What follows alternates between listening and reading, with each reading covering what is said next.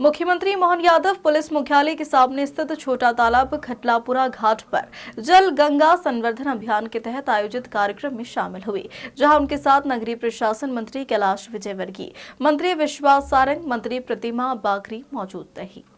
इस दौरान सीएम मोहन यादव ने कहा कि 70% से ज्यादा पृथ्वी पर जल है। ग्रीष्म ऋतु में गंगा दशहरा मनाया जाता है। गंगा दशमी के अवसर पर 15 दिन का जल गंगा संवर्धन अभियान चलाया जा रहा है। इस अभियान के तहत जल स्रोतों की साफ सफाई के साथ इन स्थानों पर वृक्षारोपण करने के लिए प्रोत्साहित किया जा रहा है। वहीं उन्होंने कहा कि एमपी नदियों की राजधानी है। यहाँ 212 नदियां हैं, जिनमें से 10 बड़ी नदी है। इसके साथ ही सीएम ने कहा कि राजधानी की संस्कृति सबको समाहित करने की ताकत रखती है। भोपाल की संस्कृति ही उसकी सुंदरता है। वहीं उन्होंने कहा कि आचार संहिता की बाधाएं भी आज से खत्म हो गई है। मध्य प्रदेश सरकार द्वारा 5 जून पर्यावरण 5 जून से लेकर 16 जून तक पर्यावरण दिवस से लगाकर गंगा दशमी तक जल गंगा संरक्षण अभियान का आज दूसरा दिन है। और मुझे इस बात की प्रसन्नता है कि आज भोपाल में छोटे तालाब पर नगर निगम उज्जैन और स्थानीय शासन द्वारा इस आयोजन की शुरुआत की गई।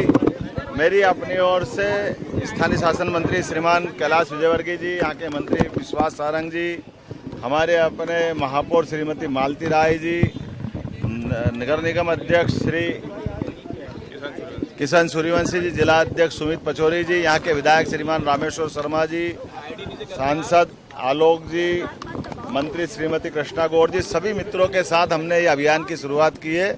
और मुझे इस बात का संतोष है कि हमारे त्योहार पर्वों के आधार पर जनता के बीच में भी एक स्पंदन रहता है। और हम सब ने भी प्रयास किया है कि हमारे अपने सभी प्रकार के जन चेतनाओं के, सामाजिक सरोकार के और प्रकृति से तालमेल वाले ऐसे आयोजनों का हम हिस्सा बने, जिससे हमारी मूल ज़रूरतें, खासकर पर्यावरण, केवल एक दिन से नहीं करते हुए 15 दिन का पखवाड़ा मनाने का निर्णय किया है। और ये गंगा दशमी तक लगातार पूरे प्रदेश में चलता रहेगा। मेरी अपनी ओर से अच्छा आयोजन की बधाई।